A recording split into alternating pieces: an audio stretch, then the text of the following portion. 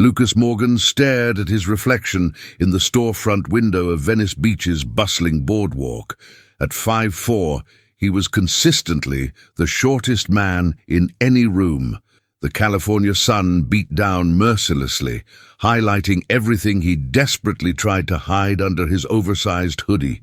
Despite the sweltering heat, Lucas refused to shed layers. They were his armor in a world that seemed to worship height and physical presence. "Hey, Shorty, can you even see over the counter?" The barista's comment wasn't meant to be cruel, but it landed like a punch to Lucas's gut as he ordered his cold brew. He forced a tight smile, paid, and retreated to the farthest corner of the coffee shop, making himself as invisible as possible while clutching his camera bag protectively. At 24, Lucas possessed the kind of quick wit that made people laugh and a generosity that drew them in until they met in person. Online, where height didn't matter, he thrived as a photography blogger with a modest following. In reality, he was a prisoner of his own making, measuring his worth in the inches he lacked. His phone buzzed with a text from his roommate Diego. "Gallery submission deadline is Friday. Tell me you're entering something." Lucas sighed heavily. The annual Venice Arts Exhibition was his dream platform, a chance for local photographers to gain recognition. Yet the thought of standing beside his work, enduring the pitying glances or worse, the surprise when people realized the person behind the striking urban landscapes was him, made his stomach churn. "Still thinking about it," he texted back, knowing it was a lie. Later that evening, as the golden hour cast its magic across the shoreline, Lucas watched from a distance as beachgoers enjoyed the waves. His camera captured everything, the surfers with their perfect physiques, children building sandcastles, couples walking hand in hand. But he remained apart from it all, a spectator in his own life. "You've got a great eye," came a voice beside him. Lucas startled, nearly dropping his camera. A woman with wild curls and paint-splattered jeans was leaning against the railing, studying his LCD screen without invitation. "I'm Zoe. I've seen you here before, always shooting, never participating." Lucas mumbled something about preferring to observe, shifting uncomfortably under her direct gaze. "I get it," she said, not unkindly. "I'm a street artist. The city's my canvas." She gestured toward a nearby wall where a vibrant mural depicted people of all shapes and sizes in a kaleidoscope of human diversity. "You should come to Arts District tomorrow. There's a street festival, perfect for photography." Before Lucas could formulate an excuse, she added, "I need someone to document my new installation, paid gig." She handed him a business card with splashes of color that mimicked her artwork. "Unless you're too busy hiding behind that lens." The challenge in her tone was unmistakable. Lucas took the card, his mind already constructing reasons to decline. Yet as he watched her walk away, confidence in every step, despite being barely taller than himself, something shifted slightly in his perception. Back in his apartment, Lucas scrolled through the day's photos. They were technically perfect, but emotionally distant, just like him. Diego burst in, his 6'2" frame filling the doorway, carrying takeout bags. "So, submission ready?" Diego asked, setting containers on their small kitchen island. Lucas shook his head. "I don't think I'm entering." Diego paused mid-motion. "Lucas, man, your work is incredible. What's holding you back?" "You know what?" Lucas replied, his voice tight. "I don't want to be the novelty, the talented short guy everyone talks about." Diego sighed, passing him a container. "Has it occurred to you that people might just see you as the talented guy? Period." Lucas picked at his food, unconvinced. His phone screen lit up with Zoe's Instagram page. He'd looked her up. Her feed was filled with colorful murals, celebrating everyday people, each telling a story of resilience. The latest post announced tomorrow's installation. Perspectives, what we see when we really look. Something about it tugged at him. As night fell over Los Angeles, Lucas lay awake, thinking about perspectives and the prison he'd built around himself, one where his height defined everything. Outside his window, the city pulsed with life, a life he was watching slip by. Zoe's card sat on his nightstand, a splash of color against the monotony of his self-imposed boundaries. Maybe, just maybe, it was time to step outside the frame. The arts district hummed with energy as Lucas navigated through crowds of festival-goers. Vibrant murals transformed industrial buildings into canvases of expression. Street performers gathered circles of admirers, and food trucks filled the air with tempting aromas. Despite his resolve to take on Zoe's job offer, Lucas felt his anxiety rising with each passing minute. He pulled his baseball cap lower, as if it could somehow make him less noticeable. "You came," Zoe's voice cut through his thoughts. She stood beside a half-finished mural, paintbrushes tucked into her hair like colorful accessories. "I was betting 50-50. Lucas managed a small smile. "I need the money," he lied, knowing full well that his freelance web design job covered his bills comfortably. "Sure you do," Zoe replied with a knowing look. "So here's what I'm doing. This installation is interactive. People stand on these markers and see themselves as part of the artwork." She pointed to circular platforms of varying heights, placed strategically in front of her mural. "I need someone to capture the reactions, the moments when people see themselves differently." The irony wasn't lost on Lucas. "So you want me to photograph people standing on platforms that make them taller or shorter?" Zoe grinned. "I want you to photograph people experiencing a shift in perspective. Height is just one dimension of how we see the world." She handed him a press pass. "This gets you access everywhere today. My installation opens at noon." For the next 2 hours, Lucas wandered the festival, his camera capturing moments with an intensity that surprised even him. A group of dancers performing with wheelchairs moved with such grace and power that he found himself edging closer, forgetting his usual caution. An elderly couple painting together on a shared canvas, their brushes meeting in the middle to create something neither could accomplish alone. A child with prosthetic legs racing through the crowd, face alight with joy. By the time he returned to Zoe's installation, a small crowd had gathered. People took turns standing on the platforms, their reflections appearing in strategically placed mirrors that incorporated them into the mural. Some platforms elevated shorter individuals, others required taller people to crouch down. "See that guy?" Zoe nodded toward a man at least 6'5", who was bending down on one of the lower platforms. "CEO of a tech company. Told me he's never had to look up at anyone in a business meeting. Now look at his face." Lucas observed through his lens as the man's expression transformed from amusement to something more profound, a recognition perhaps of a perspective he'd never considered. "And her," Zoe continued, indicating a woman who stood tall on an elevated platform, surveying the crowd with newfound authority. "College professor who told me students sometimes don't take her seriously because of her height." As Lucas photographed, something unlocked inside him. He moved through the crowd with growing confidence, directing people, suggesting angles, becoming visible in a way he'd always avoided. When Zoe asked him to demonstrate a particular position for a group photo, he hesitated only briefly before handing his camera to an assistant and stepping onto one of the platforms. "Now you're part of it," Zoe said quietly as he returned to his camera. "How does it feel?" "Terrifying," Lucas admitted, "but also, I don't know, real." The afternoon stretched into evening, and the festival transformed with twinkling lights and music.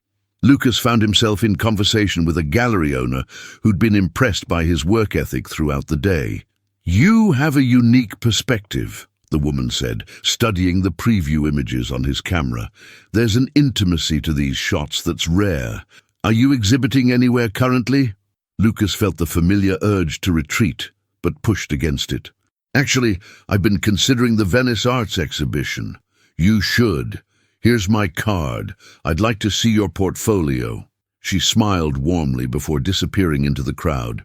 Later, as they packed up Zoe's supplies, Lucas helped load her van with an ease he hadn't felt in years. The night air carried laughter and music from nearby bars, where festival-goers continued their celebrations. "Come for a drink?" Zoe asked. "The crew's heading to Brewster's." Lucas started to decline automatically, then stopped himself. "Yeah," he said, surprising them both. "I'd like that." At the crowded bar, Lucas sat with Zoe's eclectic group of artist friends. For once, he wasn't the shortest person at the table.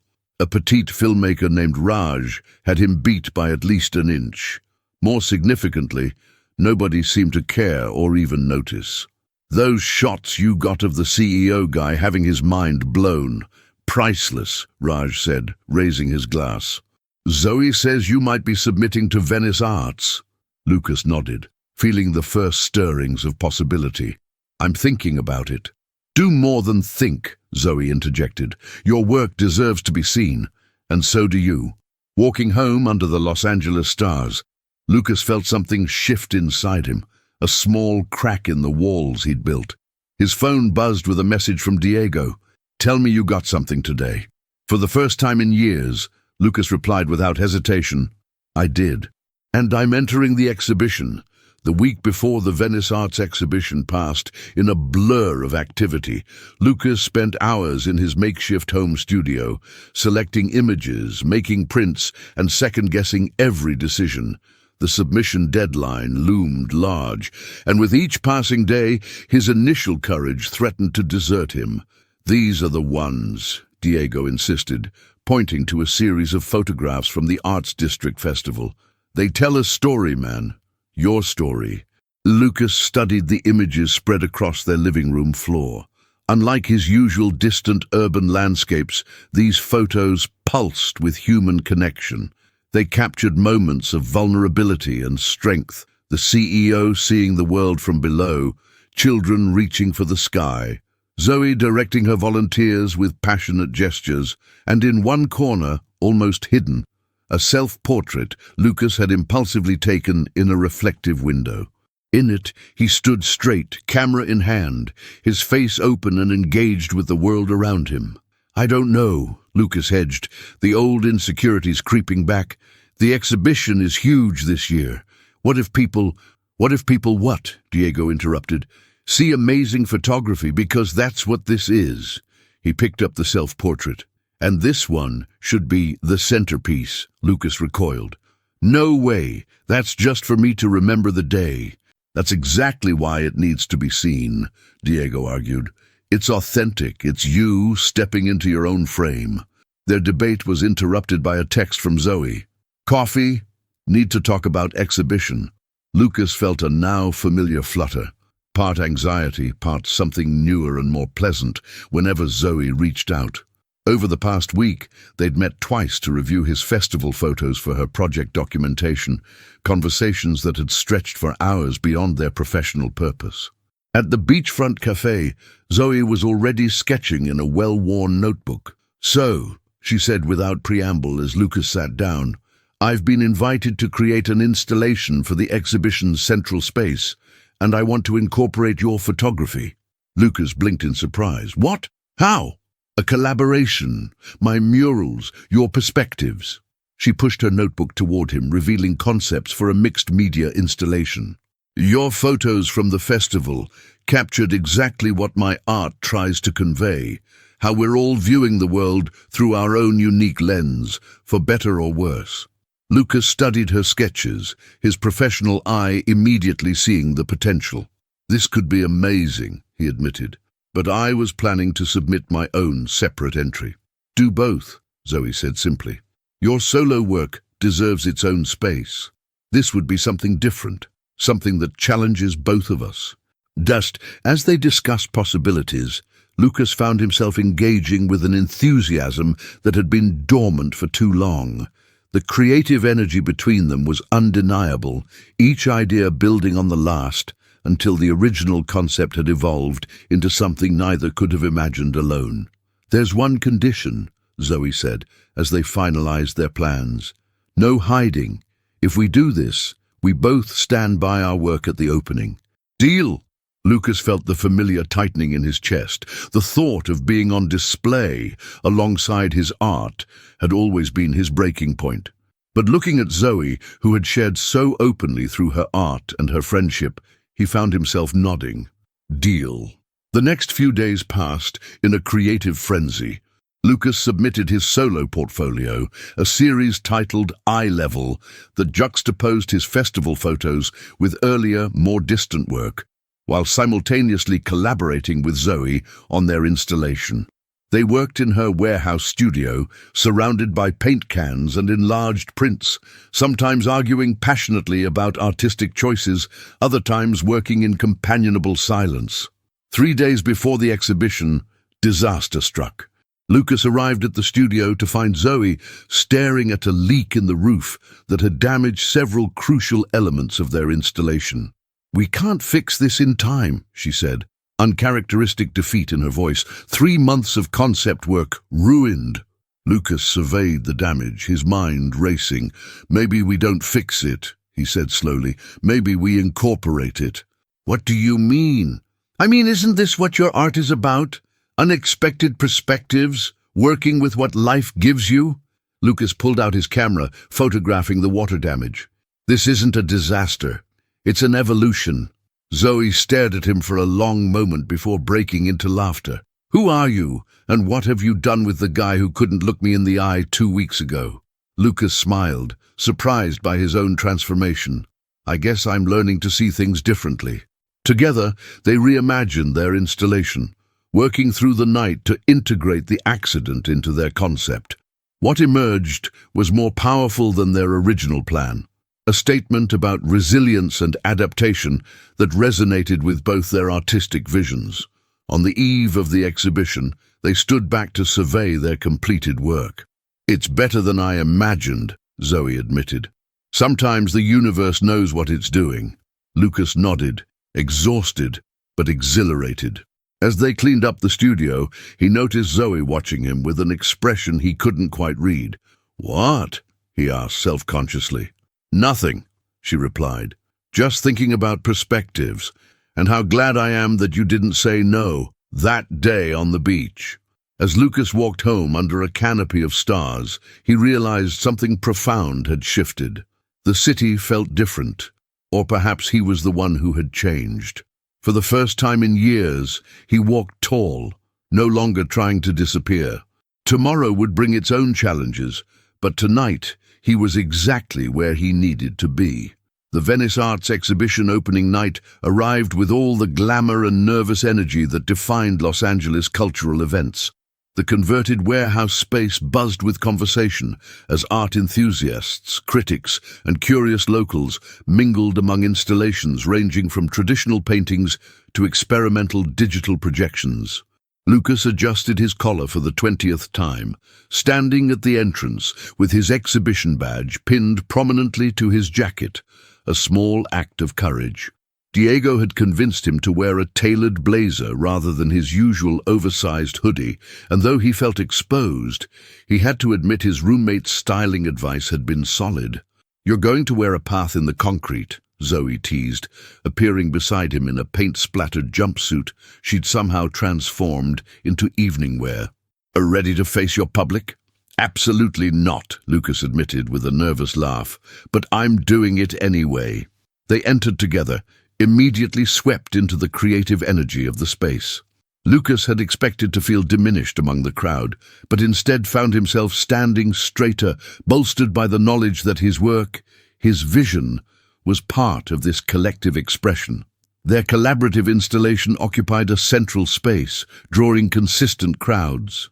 Titled Broken Perspectives, it incorporated Lucas's photography with Zoe's murals in a 3-dimensional experience that invited viewers to physically navigate different viewpoints.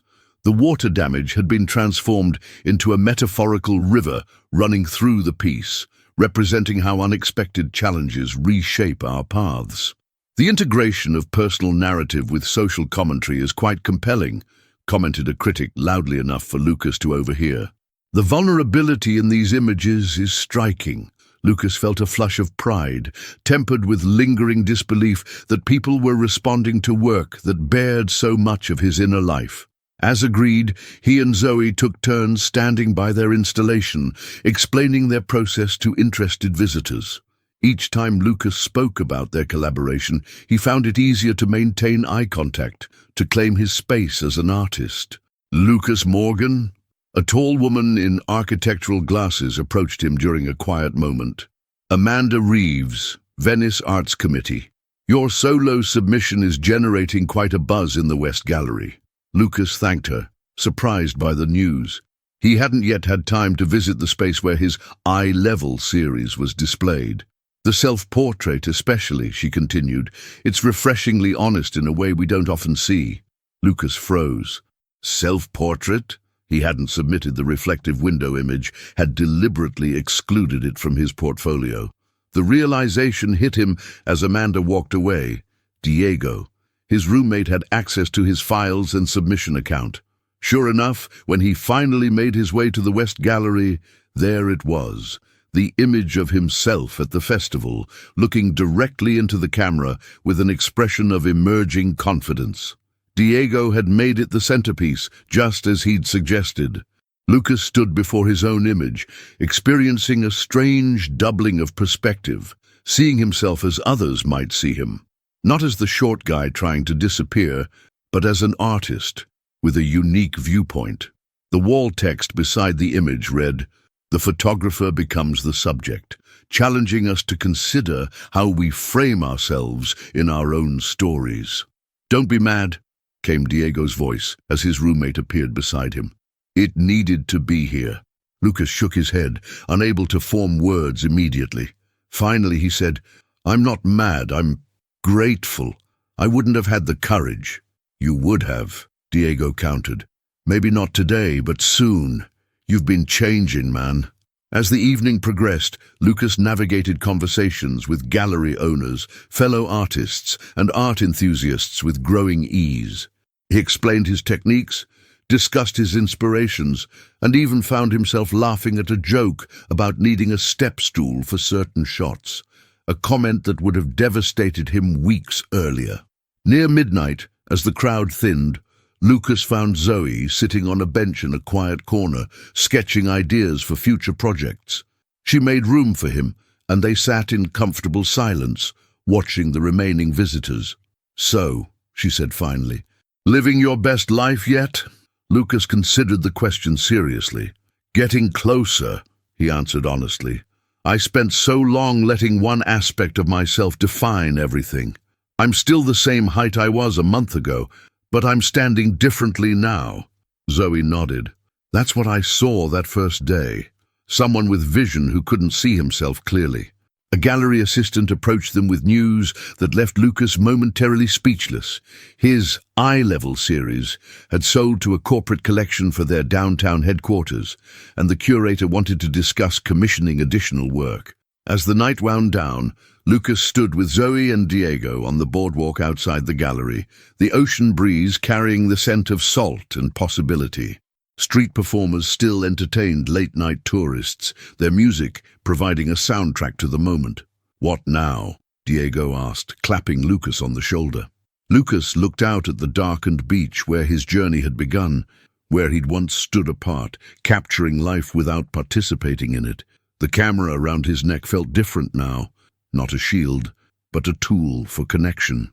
"Now," he said with quiet certainty, "I stop watching life and start living it." 2 months later, Lucas stood in the afternoon sun of Muscle Beach, directing a photo shoot for a fitness magazine that was breaking industry norms with a feature on body diversity. Around him, models of varying heights, weights, and abilities took positions on the iconic outdoor gym equipment. "That's perfect," he called to a pair of athletes, one in a wheelchair, one standing, as they demonstrated a partner exercise. "Just be natural with it." His phone buzzed with a notification. The gallery, showing his new series, had posted record attendance for opening week. The exhibition, titled Full Stature, explored the concept of presence beyond physical size, featuring subjects who commanded attention through passion rather than proportion. As Lucas adjusted his camera settings, he caught sight of his reflection in a nearby window. A man fully engaged with the world around him, standing at his full height of 5'4", neither apologizing for his existence nor trying to compensate for it. just living authentically in the frame he'd been given.